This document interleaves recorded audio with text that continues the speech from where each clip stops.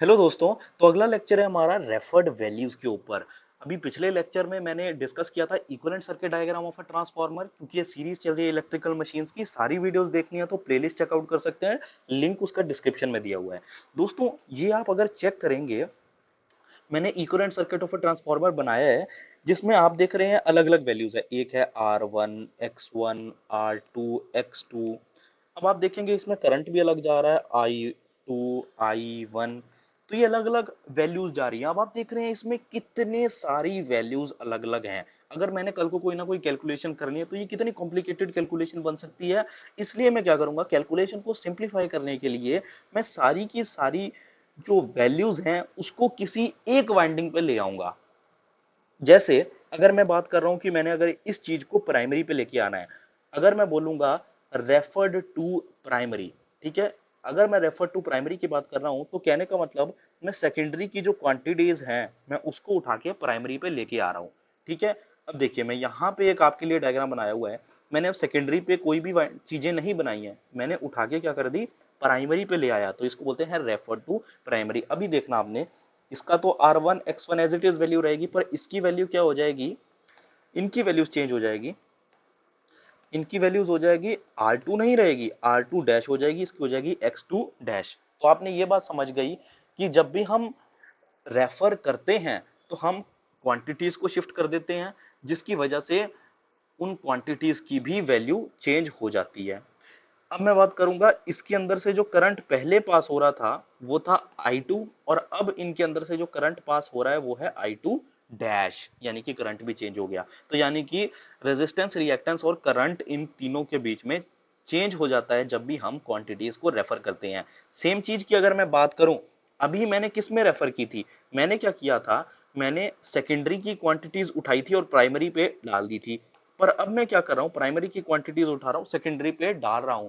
ये हमारी सहूलियत है, हमें कैसे कैलकुलेशन इजी बनानी है। हम प्राइमरी को सेकेंडरी पे डालना चाहते हैं, सेकेंडरी को प्राइमरी पे डाल के कोई कैलकुलेशन करना चाहता है, उसकी मर्जी है। हमारी बात है, हमारा जो मेन मुद्दा है, हम कंसेप्ट समझना चाहते हैं कि रेफर्ड वैल्यूज होता क्या है। तो अभी मैं क्या कर रहा हूं, रेफर्ड टू सेकेंडरी की बात कर रहा हूं। और रेफर्ड टू सेकेंडरी का मतलब प्राइमरी की जो क्वांटिटी है उसको सेकेंडरी पे रेफर कर दिया। उसका भी डायग्राम आपके सामने बना देता हूं। प्राइमरी पे अब कोई क्वांटिटी नहीं है, उसको मैंने कहां रेफर कर दिया, मैंने उसको रेफर कर दिया सेकेंडरी पे। यानी कि R2 और X2 इस मामले में सेम रहेगा, क्योंकि वो सेकेंडरी का था, सेकेंडरी पे ही रहेगा। पर R1 R1 डैश बन जाएगा और X1 X1 डैश बन जाएगा। और जो इसमें करंट पास हो रहा है वो I1 डैश हो जाएगा, I1 नहीं होगा। जो I1 I1 डैश जो करंट है वो R1 डैश और X1 डैश में से पास हो रहा है। अब दोस्तों हमारी दिक्कत की बात यह है कि मैं केस लेता हूं, कौन सा केस ले रहा हूं, मैं बोल रहा हूं रेफर टू प्राइमरी का केस ले रहा हूं। क्योंकि रेफर टू सेकेंडरी का केस आप खुद समझ जाना, रेफर टू प्राइमरी का केस ले रहा हूं। प्राइमरी मतलब कि सेकेंडरी से उठा के मैंने प्राइमरी पे डाल दी है सारी क्वांटिटीज। तो मैं बोला पहले क्या हुआ और बाद में क्या हुआ।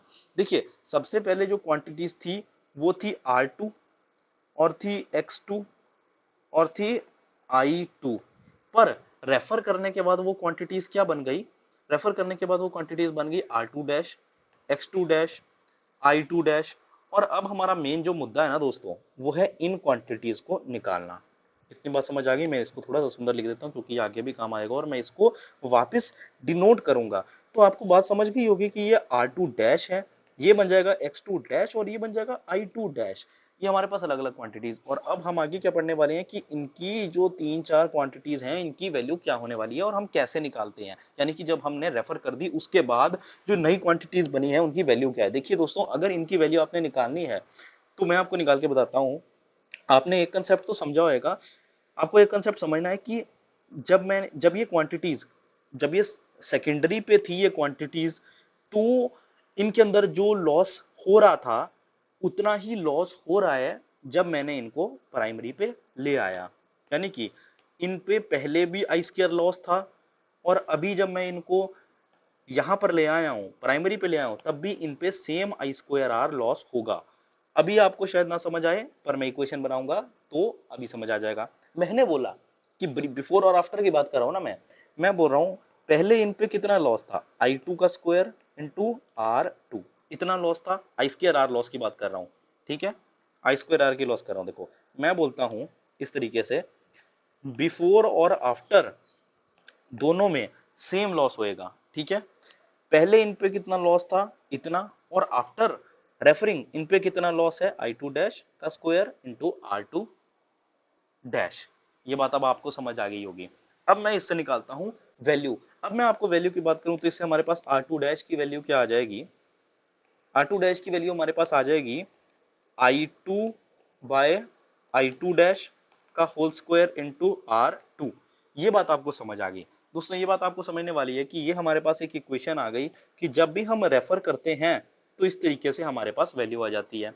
अब मैं आपको एक और कंसेप्ट समझाता हूं। हमने आर की वैल्यू निकाल दी। अब मैं बोलता हूं कि टर्न्स रेशियो क्या रहेगी।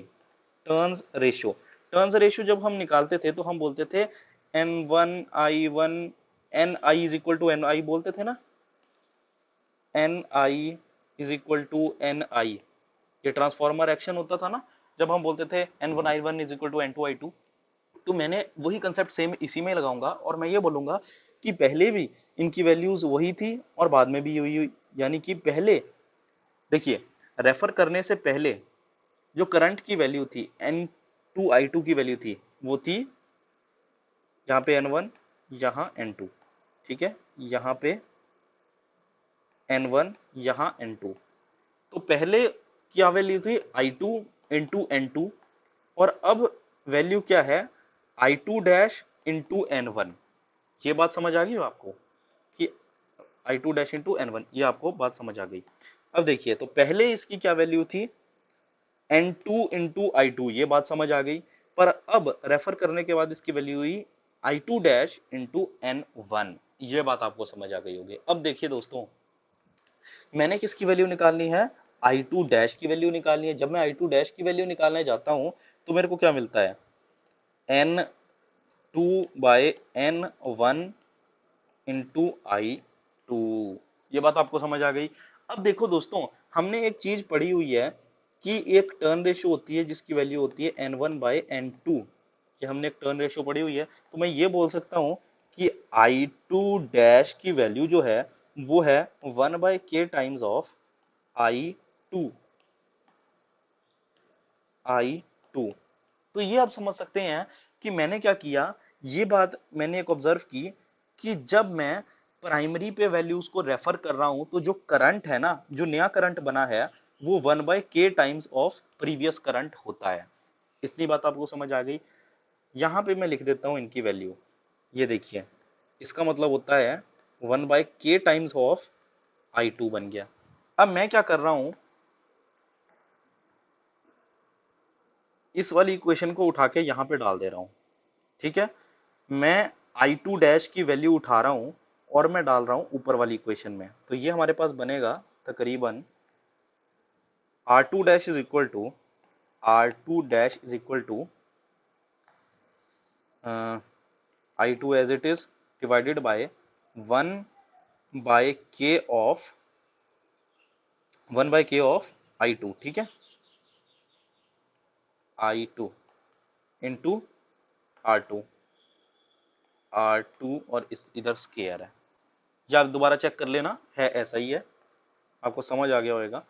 मैं थोड़े कंफ्यूजिंग हो गया इसलिए आपको थोड़ा सा दिक्कत आई होगी। ये हो गया R2 dash is equal to K square times of R2। ये बात आप समझ गए। यानी कि जब पहले जो रेजिस्टेंस थी वो इतनी थी, जब मैंने रेजिस्टेंस को रेफर की और उसके बाद जो नई नई रेजिस्टेंस आई है वो के स्क्वायर टाइम्स है पुरानी रेजिस्टेंस के। तो मैं यहां पर वापस डाल देता हूं कि जो हमारी नई रेजिस्टेंस आई है ना, वो के स्क्वायर टाइम्स है पुरानी रेजिस्टेंस के। वैसे ही अगर आप देखेंगे, सेम कंसेप्ट इधर ही लगाएंगे।